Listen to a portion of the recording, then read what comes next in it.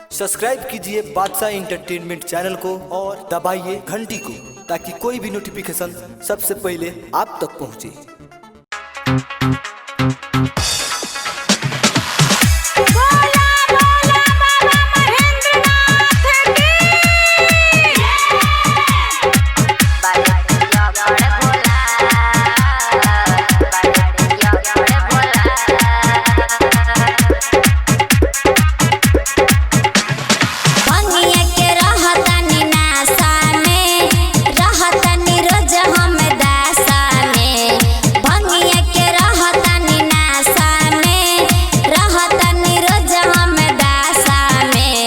कैसे कटी भोला संगे जिंदगी हमार, बड़े पिया कर भोला, बड़े पिया कर भोला, बड़े पिया कर भोला, बड़े पिया कर भोला,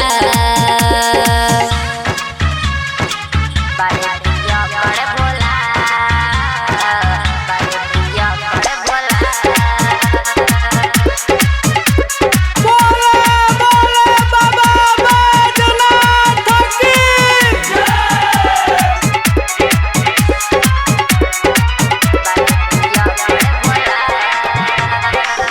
बंद गाजा बाटे तबो भनिया रोजो मांगेले, जब हम रोकी उनके हमरा के डरवावेले, हमरा के डरवावेले।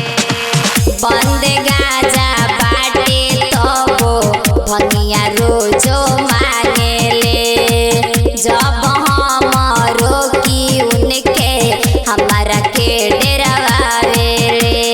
रह जानी हम हुक के बुझल न दिलवा के दुख के, रह जानी हम हुक के बुझल न दिलवा के दुख के।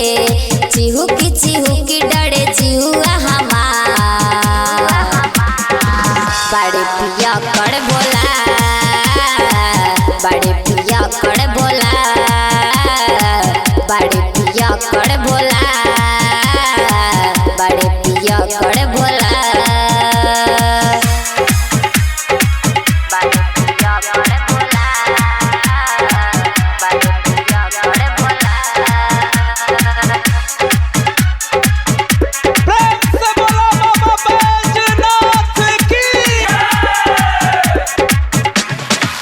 रोजो भंगिया के नशे में रहस भइल जिंदगी तबाह हो, हमें न जननी जे भोला उ त बाड़े बौरा हो, बाड़े बौरा हो।